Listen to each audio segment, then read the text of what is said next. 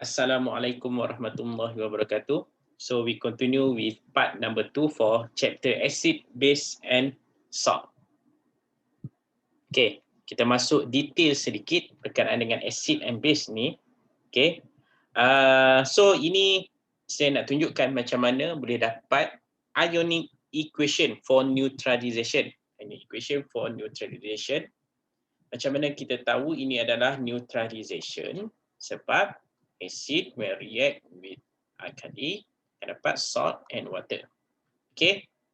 So cara nak buat ionic equation untuk neutralization adalah kita pecahkan. Okay. Sebab tu kena tahu formula of ion. Dapat Na plus dengan OH minus. Ini pun akan pecahkan untuk aqueous state saja. H plus dengan Cl minus. Okay. Kemudian ini pun akan pecahkan untuk aqueous. Okay, Na plus dengan Cl minus. Yang ini boleh tak pecah? Sebab tak boleh, sebab dia adalah state liquid. So, dekat sini, kan, dekat sini kita tengok yang mana yang kiri dan kanan sama. Sama, ada tak lagi sama? Sama. Nampak? Sama macam yang dia buat ni. Dan last kali akan tinggal adalah ionic equation yang seperti ini. Okay, an acid is a proton donor. Okay, acid juga dikenali sebagai proton donor. Okay, apa dia proton donor ni? It give a proton to a base. Nampak? Ini hydrogen ion, dia bagi kan. Hydrogen ion juga dikenali sebagai proton donor. Saya ulang hydrogen ion juga dikenali sebagai proton donor. Okay, so dia bagi dekat base. Base ni pula proton acceptor. Kan dia terima kan? Dia terima daripada acid ni tadi kan? Daripada base ni, dia terima proton daripada acid. So base adalah proton acceptor. Okay, saya cuba tunjukkan contoh.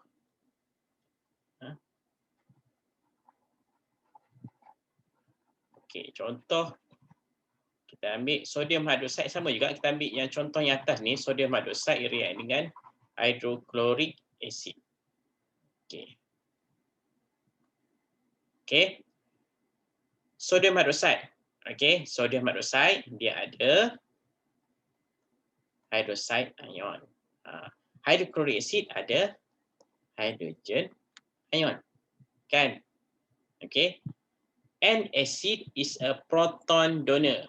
Kan dia hydrochloric acid, dia akan produce hydrogen ion kan? Okay, dia akan donorkan kepada base. Dia akan donorkan kepada base. Base pula adalah dia terima proton acceptor. Kan, base ni apa? Sodium hydroxide kan ada OH minus kan? So dia adalah proton acceptor. Okay, sama je macam dia tunjuk kat sini.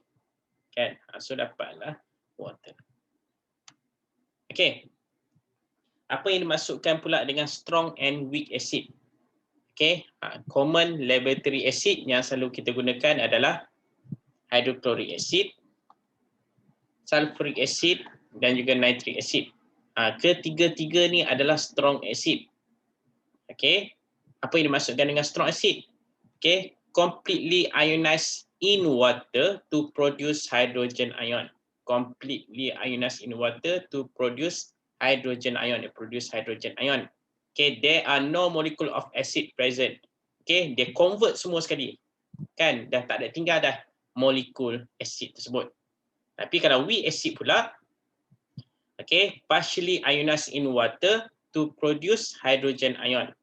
Okay, weak acid yang kebiasaan kita guna citric acid ataupun ethanoic acid. Yang bagi contoh sekarang ni adalah ethanoic acid. Okay, dia masih dissolve in water, tapi tak semua. Masih ada lagi, nampak? Masih ada lagi ethanoic acid molekul yang ada, yang tak dissolve. Sebab tu dia dipanggil sebagai weak acid. Kalau strong acid, semua convert jadi hydrogen ion. Okay, yang ni tak. Okay, masih ada lagi. Okay, kita tengok pula strong and weak base. Benda yang sama juga. All hydroxide of alkali metal are strong bases. Okay, contoh adalah sodium hydroxide. Okay, sodium hydroxide completely ionized in water to produce hydroxide ion. Okay, kalau untuk weak base pula apa dia? Partially ionized in water, to produce hydroxide ion. Sama juga, dia hanya tak completely ionized kalau weak. Okay, kita boleh tahu, we can tell if acid is strong or weak by measuring its electrical conductivity. Kan, daripada pH dan juga kita reaktkan dengan apa-apa, with metal or metal carbonate. Contoh dia, kan, kita ambil, okay, ya, kita ambil untuk yang acid dahulu. Ini untuk base, okay, kita ambil acid. Kalau strong acid, dari segi electrical conductivity, kalau strong acid, dia lebih tinggilah electrical conductivity dia. Kan, okay. Kalau dari segi pH untuk acid dulu Untuk pH, strong acid have a lower pH value compared to weak acid. Kalau untuk reaction pula, strong acid react faster than weak acid. Sama juga kalau kita compare strong base dengan weak base. Weak base lower electrical conductivity, kalau strong base higher electrical conductivity. Kemudian kalau weak base dia lower pH, strong base dia adalah higher pH. Kalau weak base slower rate of reaction, strong base higher rate of reaction. Kita recap balik, an acid is a proton donor, H+. Base is a proton acceptor. Strong acid and base are completely ionized in water. Weak acid and weak base are partially ionized in water. Kita masuk sedikit berkenaan dengan oxide. Apa yang dimaksudkan dengan oxide? Okay. Kebiasaannya, most metal oxide. Okay. Kebiasaan most metal oxide, tak kisahlah magnesium ke zinc ke, basic oxide. Basic oxide, okay, dia terjadi kebiasaannya basic oxide are formed by direct combination of metal with oxygen. Dia combine dengan oxygen, dia jadilah basic oxide. Okay, most metal Okay, so kita tengok kalau dia punya reaction yang tadi kita dah discuss dah pada part number 1 tadi. Okay, ni kita refresh balik. Basic oxide react dengan acid akan dapat salt and water. Kena ingat, basic oxide does not react with alkali sebab dia dah base. Dia tak react lah dengan alkali. Diorang ni satu team, kan? Dia tak berlawan. Okay. So many basic oxide does not react with water. Kebanyakan dia basic oxide does not react with water, tetapi basic oxide daripada group 1 and group 2 akan react with water to produce hydroxide. Contoh yang diberi adalah barium. Barium react dengan water akan dapat barium hydroxide. Acidic oxide ni apa pula? Acidic oxide react with alkali to form salt and water.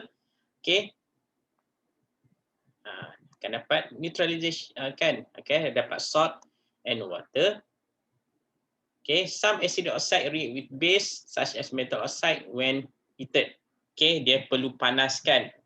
Dia perlu panaskan baru dia boleh react. Contoh dia adalah silicon 4 oxide ini, dia react dengan calcium oxide.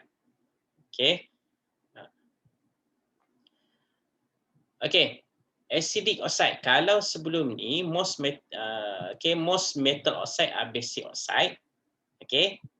Kalau untuk acidic adalah most non-metal oxide. Most non-metal oxide. Most non-metal. Most non-metal oxide adalah acidic oxide. Kalau basic oxide ni most metal oxide. Kan? So dia react, dapat kalsium sedikit. Kemudian many acidic oxide react with water to form acidic solution. Contoh dia adalah sulfur trioxide. Dia react with water akan dapat sulfuric acid. Ini contoh paling senang adalah acid rain. Ini yang terjadi. Okay.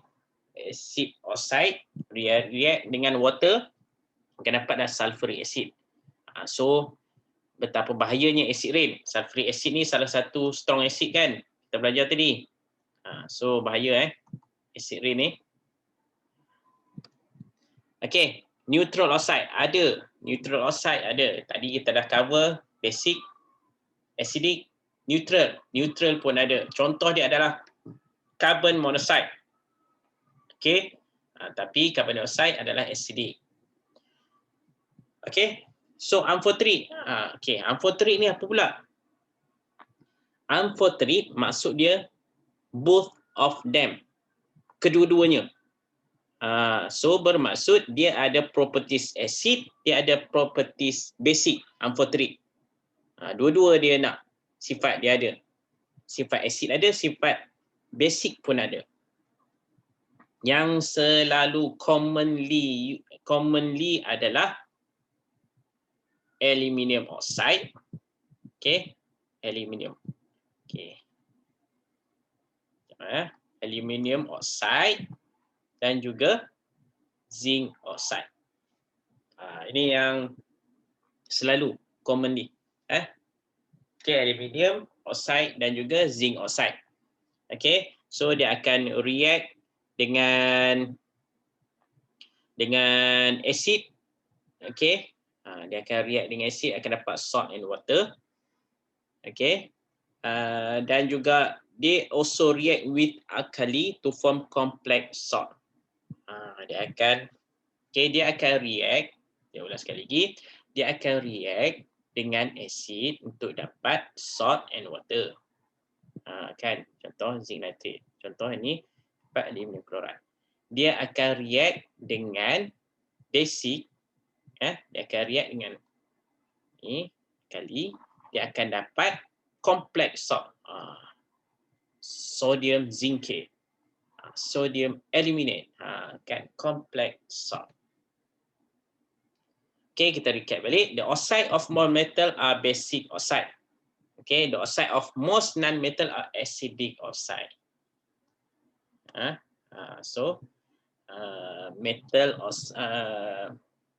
Oxide of metal kebiasaannya adalah basic, non-metal pula adalah acidic oxide. Okay, kemudian nitrogen 1 oxide, nitrogen 2 oxide and carbon monoxide are neutral oxide. Okay, tapi kena ingat nitrogen dioxide adalah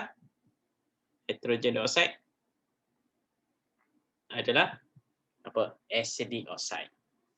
Kemudian the oxide of aluminium and zinc are amphoteric. Betul, they react with both acid and alkali. Ingat amphoteric, dia ada dua-dua sifat, both of them. So itu saja dahulu untuk part number 2 for chapter acid, base and salt. Kita akan berjumpa lagi pada part yang seterusnya. Sekian, Assalamualaikum warahmatullahi wabarakatuh.